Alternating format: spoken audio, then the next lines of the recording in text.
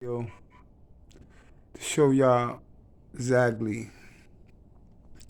Now, this for all the black people and the urban people. Y'all gotta stop the street violence.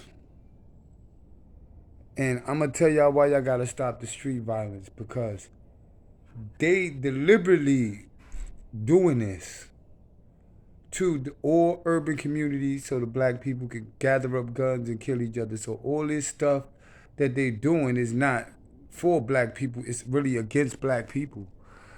And the black people need to wake up and pay attention.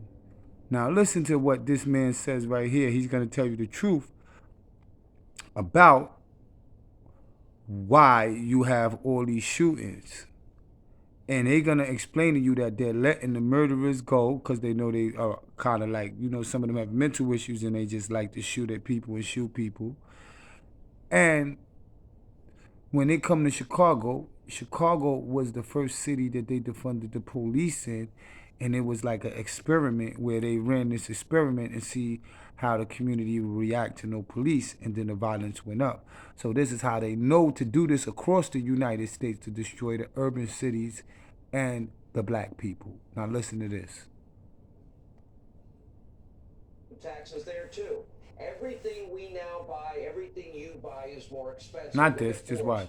83% of Americans now tightening their belts because of Joe's inflation. Also, a crisis in America's major cities after handing out get-out-of-jail-free cards with the so-called bail reform, defunding, and talking about dismantling police. Well, there's now a major crime wave all across the country.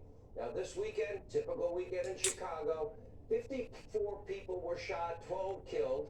Shootings are up 36% from their record last year in the Windy City. That didn't stop Chicago from releasing 94 people charged with murder.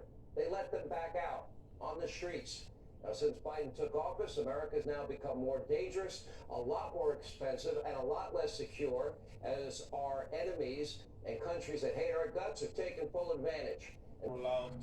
Now, listen to this. Troubling statistics. Is there a crime problem in this country?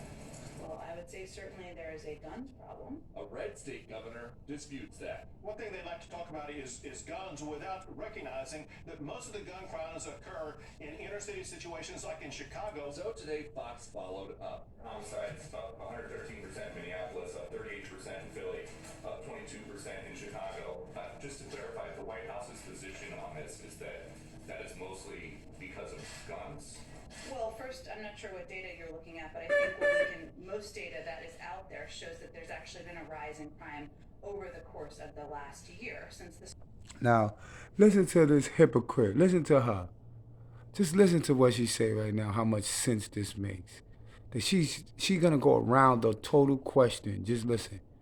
Most data that is out there shows that there's actually been a rise in crime over the course of the last year since the start of the pandemic, which actually predates President Biden taking office, to be totally clear. Right now. You're right, Peter, and that's why we're focused on solutions here. Republicans worry about progressive pressure to reimagine funding for police departments. I got a text from my mom this morning. She still lives in Brooklyn, New York.